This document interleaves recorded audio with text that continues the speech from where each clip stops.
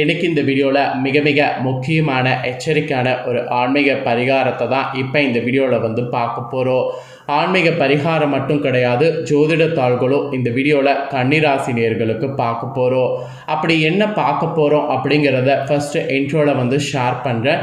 என்ன பார்க்க போகிறோங்கிறத ஃபஸ்ட்டு இன்ட்ரோவில் தெரிஞ்சுக்குங்க. தற்போது 2025 4வது மாதமான ஏப்ரல் மாதமானது பிறந்து நடந்துட்டுருக்கு. ஏப்ரல் மாதத்தில் மிகவும் முக்கியமான நாள்னா அது ஏப்ரலுடைய 27ஆம் தேதியை சொல்லலாம்.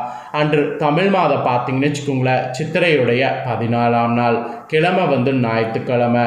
அன்று என்ன அப்படி முக்கியமான நாள் அப்படின்னு கேட்டுக்கிட்டிங்களா, அமாவாசையானது வருது.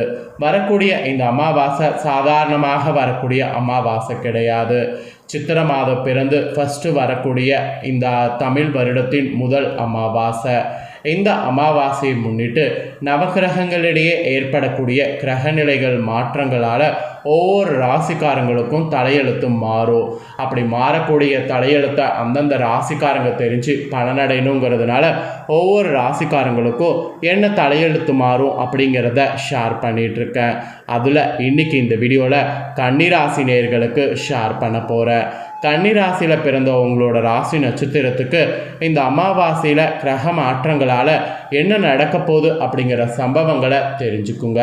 ஆக்சுவலி சித்திரை மாதங்கிறது தமிழ் மாதத்தில் முதல் மாதம். இப்போ விஸ்வாச வருடம் பிறந்து முதல் மாதம் சித்திரை மாதம் நடந்துட்டுருக்கு. இந்த மாதத்தில் சூரியன் மேச ராசியில் பயணம் செய்வார். அதனால் இது மேச மாதம் என்றும் அழைக்கப்படும். இந்த மாதத்தில் வரக்கூடிய அமாவாசை அதனாலேயே ரொம்ப முற்றிலும் சிறப்புடையது என்று சொல்லலாம். இந்த அமாவாசையில் நிறைய தலையெழுத்து நம்மளோட ராசிக்கு மாறும்.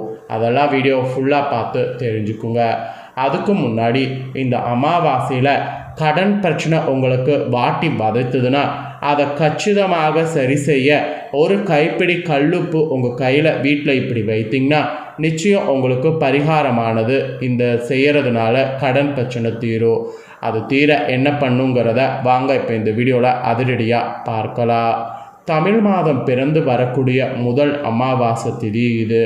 இந்த அமாவாசை தினத்தில் நம்ம வீட்டில் இருக்கக்கூடிய கடன் பிரச்சனைகள் தீர சுலபமான முறையில் கல்லுப்பு பரிகாரத்தை இப்படி செய்வது என்பது நல்லது. அதை தான் இந்த வீடியோவில் உங்களுக்கு சொல்ல போகிறேன், தெரிந்து கொள்ளுங்கள். அமாவாசை தினத்தில் குலதெய்வத்தை வேண்டி நீங்கள் செய்யக்கூடிய இந்த பரிகாரத்தின் மூலம் உங்களுக்கு உடனடியாக கைமேல் பலன் கிடைக்கும். அந்த நம்பிக்கையோடு நீங்கள் செய்யணும். அப்போ தான் இந்த பரிகாரம் உங்களுக்கு பலிக்கும். கடன் தீர செய்ய வேண்டிய பரிகாரத்தை தெரிந்து கொள்வதற்கு முன்பு ஒரு சின்ன விஷயம். நாளைய அமாவாசை தினத்தில் நீங்கள் பரிகாரம் செய்கிறதுக்கு முன்னாடி உங்களுடைய வீட்டில் முன்னோர்களுக்கு செய்ய வேண்டிய திதி தர்ப்பணங்கள் தவறாமல் செய்து விடணும். அதுக்கப்புறம் நாளை தினம் உங்களுடைய வீட்டில் குலதெய்வத்தை மனதார நினைத்து குலதெய்வ வழிபாடு செய்யணும். அதெல்லாம் செய்து நல்ல பலனை பெற்றுட்டு தான் இந்த பரிகாரம் செய்யணும்.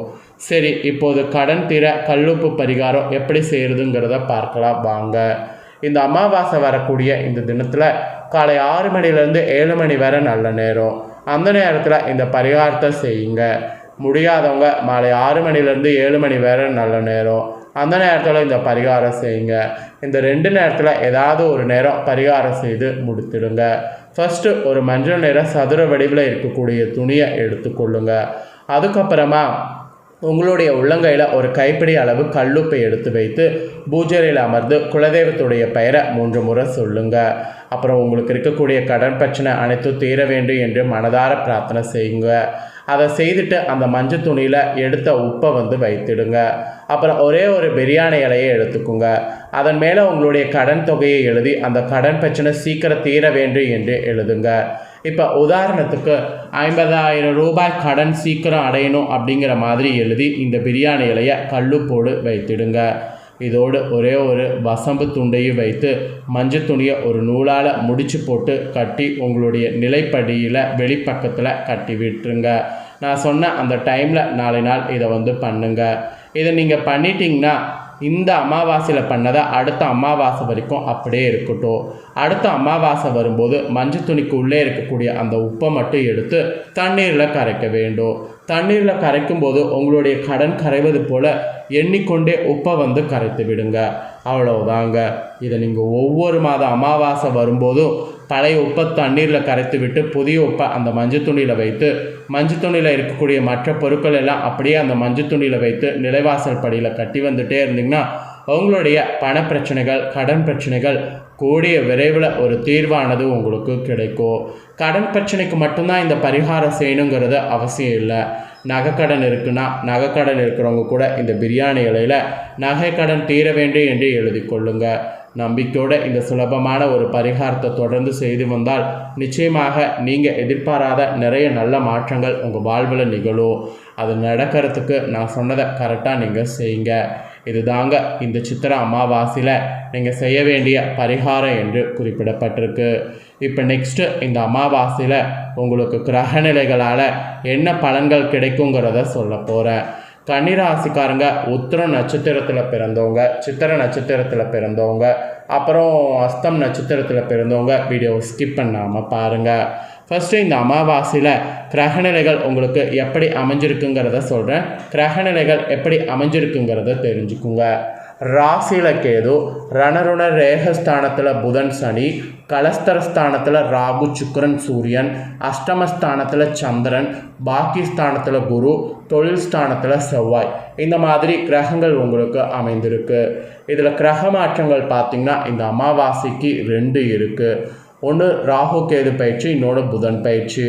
ராகு கேது பயிற்சியில் ராகு பகவான் கலஸ்தரஸ்தானத்திலிருந்து விலகி ரணருண ரேகஸ்தானத்துக்கு மாறுறாரு.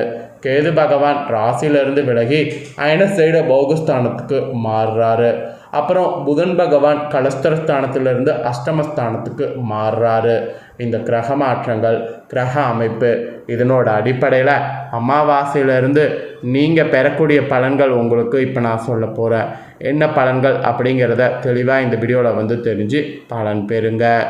இனிமையாக பேசி எல்லார் மனதிலும் இடம் பிடித்து தன்னை உணர்ந்த பிறருக்கு வழிகாட்டக்கூடிய கன்னிராசி என்பவர்களுக்கு இந்த மாதம் அமாவாசைக்கு பிறகு கடந்த காலங்களில் இருந்த வீண் செலவுகள் குறைந்து சுபகாரிய செலவுகள் நிகழும். உங்களுடைய பேச்சும் செயலும் தெய்வம்சம் பொருந்தியதாக இருக்கும்.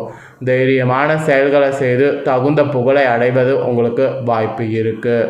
வீடு மனை வாகனம் ஆகியவற்றால் ஏற்படக்கூடிய பராமரிப்பு செலவுகளை மன உகுந்து செய்வீங்க. அதுக்கெல்லாம் உங்களுக்கு எந்த ஒரு ப்ராப்ளமும் இந்த டைம் வராது. அப்புறம் நீங்கள் உத்தியோகத்தில் இருப்பவர்களாக இருந்தீங்கன்னா அரசு மற்றும் தனியார் துறைகளில் இருக்கிறவங்களுக்கு பல்வேறு விரயமான செலவுகள் இந்த அமாவாசையிலிருந்து வரலாம். அதனால் அனைவரையும் அரவணைத்து வேலை வாங்கக்கூடிய புதிய சிந்தனையோடு நீங்கள் செயல்படணும். எதிரிகள் கெடுதல் முயற்சிகளை செய்வதால் சிறு சிறு இறக்கங்கள் உருவாகும். அதனால் கொஞ்சம் ஜாக்கிரதையாக உத்தியோகத்தில் இருக்கிறவங்க செயல்படணும். அப்புறம் வியாபாரக்காரங்களுக்கு எந்த வியாபாரம் செய்பவர்களாக இருந்தாலும் நீங்கள் நல்ல முன்னேற்றம் இந்த டைம் காண்பீங்க. காகித பொருட்கள் பயன்படுத்தி உருவாக்கப்படக்கூடிய பொருட்கள் வியாபாரம் செய்பவர்களாக இருந்தீங்கன்னா நல்ல முன்னேற்றம் இந்த அமாவாசையிலேருந்து காண்பீங்க. அதனால் காகித உற்பத்தி செய்யக்கூடிய கன்னிராசிக்காரங்க அதில் நிறைய இன்வெஸ்ட்மெண்ட் பண்ணுங்க. அப்புறம் பெண்கள் நீங்கள் குடும்பத்தை நிர்வகிக்கிறவர்களாக இருந்தீங்கன்னா கடந்த காலங்களில் ஏற்பட்ட விரயமான செலவுகள் பற்றி மனதில் எதுவும் எண்ணாமல் நற்பலன்கள் முழுதும் பெற ஆயுதமாக நீங்கள் தயாராகணும். அரசு மற்றும் தனியார் துறைகளில் பணியாற்றக்கூடிய பெண்கள் புதிய உத்வேகத்தோடு செயல்பட்டிங்கன்னா மனநிறைவு பெற முடியும். அப்புறம் கலைத்துறையை சேர்ந்தவர்களுக்கு உங்களுடைய முழு திறமையை இந்த டைம் காட்டினீங்கன்னா மட்டுமே வாய்ப்புகள் அதிகமாக கிடைக்கும். அடிக்கடி வெளியூர் பயணங்கள் சேர்வது உங்களுக்கு இருக்குது. ஒரே நேரத்தில் பலவிதமான வாய்ப்புகள் சேரும். இது கலைத்துறையில் இருக்கிறவங்களுக்கு இந்த அமாவாசைக்கு பிறகு இதுதான் நடக்கும் என்பது குறிப்பிடப்பட்டிருக்கு. அப்புறம் அரசியல் துறையில் இருக்கிறவங்களுக்கு செல்வாக்கில் சிறிது சரிவு ஏற்படலாம். அதே வேளையில் பதவியும் பொறுப்பும் சேரும். பணம் வந்த வழி தெரியாமல் செலவாகும். வீண் அலைச்சலும் வாக்குவாதமும் அவ்வப்போது வாட்டி வதைக்கும். அதனால் அந்த வீண் அலைச்சலும் வாக்குவாதமும் அவ்வப்போது வாட்டி வதைக்காமல் இருக்கிறதுக்கு நீங்கள் எதை செய்கிறதா இருந்தாலும் யோசித்து உங்கள் அரசியல் வாழ்க்கையில் இனி செய்யுங்க. அப்புறம் மாணவர்கள் சிறப்பாக படிப்பீங்க. விளையாட்டுகளில் சாகசம் செய்ய வேண்டும் என்ற எண்ணத்தில் பயிற்சி பெறக்கூடிய மாணவர்கள் புகழும் விருதும் பெறுவீங்க. மன மகிழ்ச்சி நிறைந்ததாக இருக்கும். ஸோ நிறைந்ததாக இருக்கும்போது அதை கரெக்டாக யூஸ் பண்ணிக்கோங்க. அவ்வளோதாங்க. இந்த அமாவாசைக்கு பிறகு உங்கள் ராசிக்காரங்களுக்கு இந்த மாதிரியான தாக்கங்கள் தான் ஏற்படும் என்பது குறிப்பிடப்பட்டிருக்கு. குறிப்பிடப்பட்டதை தெளிவாக இந்த வீடியோவில் உங்களோட ராசிக்கு சொல்லிட்டேன். சொன்னதை நீங்கள் தெரிஞ்சிருப்பீங்க. தெரிஞ்சதுக்கேற்ப நடந்து பலன் பெறுங்க. நீங்கள் பார்த்தது போல் உங்கள் ஃப்ரெண்ட்ஸ் ஃபேமிலி இருக்கவங்களும் பார்த்து பலனடையணும்னு நினச்சிங்கன்னா வீடியோ லைக் பண்ணி ஷேர் பண்ணுங்கள். வீடியோவை உங்கள் ஃப்ரெண்ட்ஸ் ஃபேமிலியில் இருக்கிறவங்களும் பார்க்கட்டும். அவங்களும் கன்னிராசியாக இருந்ததுன்னா இந்த தாள்களை தெரிஞ்சு இதற்கேற்ப நடந்து பலனடையட்டும். நெக்ஸ்ட்டு நம்ம சேனலில் நிறைய வீடியோ போடப்படும். அதை எல்லாத்தையுமே உடனுக்குடனே தெரிந்து கொள்ள மறக்காமல் நம்ம சேனலை சப்ஸ்கிரைப் பண்ணுங்கள். கூட பெல் பண்ண ப்ரெஸ் பண்ணுங்கள். அதை பண்ணிட்டீங்கன்னா இனி நான் போகிற மாற்ற அப்டேட்டான எல்லா வீடியோஸும் உடனுக்குடனே தெரிந்து கொண்டு பயனடையலாம். ஸோ மறக்காமல் சப்ஸ்கிரைப் பண்ணி பெல் பண்ண ப்ரெஸ் பண்ணுங்கள். நெக்ஸ்ட்டு இதே போல் சுவாரஸ்யமாக வேறொரு வீடியோவில் உங்களை சந்திக்கிறேன்.